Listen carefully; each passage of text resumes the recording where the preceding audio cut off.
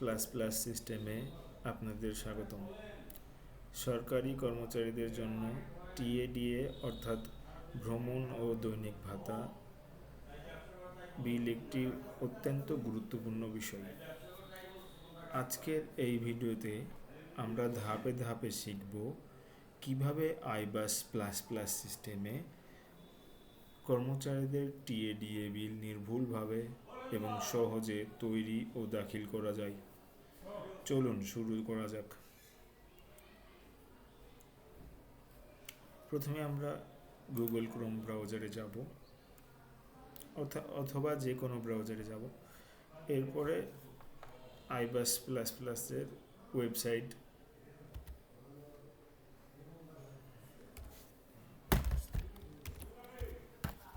ibas.finance.gov.bd তে যাব। Login.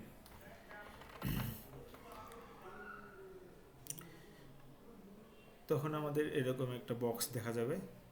এই বক্স থেকে নিচের দিকে টিএডিএ স্টাফ লগইন এইখানে আমরা ক্লিক করব। ক্লিক করলে আমাদের এরকম একটা ফর্ম দেখা যাবে। এখানে আমরা ন্যাশনাল আইডি কার্ড, নিজস্ব ন্যাশনাল আইডি কার্ড দেব।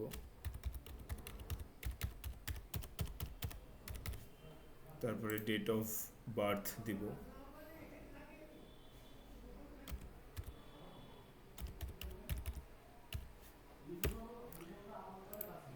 আর যে মোবাইল নম্বরটা আইবাসে দেওয়া আছে সেই মোবাইল নম্বরটা দিব নির্ভুলভাবে। এরপরে নিচে যে ক্যাপচা থাকবে, প্রত্যেকের আলাদা ক্যাপচা থাকে, ক্যাপচা দিব। এখন এগুলো পূরণ হয়ে গেলে আমরা লগ ইন বাটনে ক্লিক করব। লগ ইন বাটনে ক্লিক করার সাথে সাথে এরকম একটা ইনফরমেশন আসবে, অর্থাৎ 4 সংখ্যার ভেরিফিকেশন কোডের জন্য আসবে, সেটা জানিয়ে দিচ্ছে। আমরা ওকে বাটনে প্রথমে যেটা আসছিল ওটা দিয়েছি, পরে আরেকবার এসেছে ভ্যালিডেট।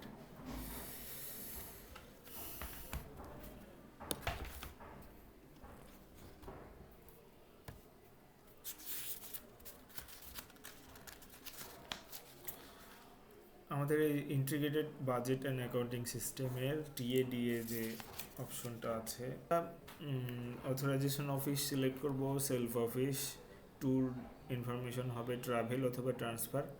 আমার যেহেতু ট্রান্সফার বিল করব সেই জন্য ট্রান্সফারে ক্লিক করব। নাম্বার অফ পার্সন, কতজন আছে এটা সিলেক্ট করতে হবে। আমাদের নাম্বার অফ পার্সন 2। এবার আমরা কত তারিখ, মোড অফ ট্রান্সপোর্ট, কিভাবে এসেছি, এয়ার অথবা আদার্স। যা কর্মচারীরা এয়ার পায় না সেহেতু আদার্স থাকবে। আর হচ্ছে ডেট, ডিপারচার, কখন রওনা দিয়েছি, আমাদের সংশ্লিষ্ট যেখান থেকে রওনা দিয়েছি সেখানে তারিখ দিতে হবে এখানে। তাহলে আমরা তারিখ দিই এখন 30/4/2025। কয়টার সময় রওনা দিয়েছি সেটাও দিতে হবে, 9টা। এইখানে আসবে যে কোন স্থান থেকে আমরা রওনা দিয়েছি, রংপুর সদর থেকে রওনা দিয়েছি। আর হচ্ছে এটা হচ্ছে অ্যারাইভাল, গন্তব্যস্থল থেকে কোথায় এসে পৌঁছেছি সেটা দিতে হবে। যাত্রার তারিখ, কখন পৌঁছালাম সেটা এখন দিব আমরা 30/4/2025 11টা দিই। তারপরে যেখানে পৌঁছালাম ওই জায়গা দিতে হবে। আর হচ্ছে উদ্দেশ্য, যাত্রার উদ্দেশ্য, এখানে কিছু পারপোজ দেওয়া আছে, আমরা সেগুলো দিতে পারি, অথবা আদার্স এখানে না পেলে তখন আদার্সে গিয়ে আমরা সেটা দিব। ট্রাভেল ফর ট্রান্সফার, ওকে দিলাম। এখন এখানে অ্যাড বাটনে ক্লিক করব, তাহলে এটা অ্যাড হয়ে গেল। এখন আমরা ক্যালকুলেট বাটনে ক্লিক করে দেখব আসলে আমাদের কত টাকা আসছে। কোনো সমস্যা থাকলে এখানে দেখা যাবে। হ্যাঁ, যে 3,368 টাকা এসেছে।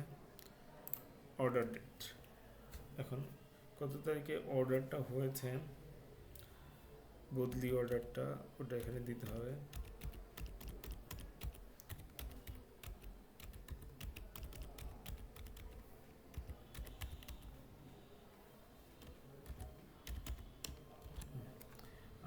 আর কত তারিখে অর্ডারটা হয়েছে সেই তারিখটা দিতে হবে।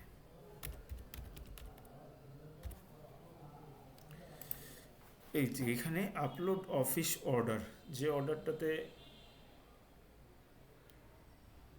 বদলি হয়েছে সেই অর্ডারটা চুজ করে আমাদের আগে থেকে সিলেক্ট করে রাখতে হবে, স্ক্যান করে রাখতে হবে। স্ক্যান কপি আমি আপলোড করে দিব, তারপর সেভ করব। তো আমাদের ফাইলটা বাতিল করতে হবে এখানে। আচ্ছা, ফাইল বড় হয়ে গেছে, এখন ফাইলটা আমরা একটু কম্প্রেস করে নেব। কম্প্রেস করার জন্য অনলাইনে কিছু কিছু আছে, সেগুলো দিয়ে কম্প্রেস করা যায়।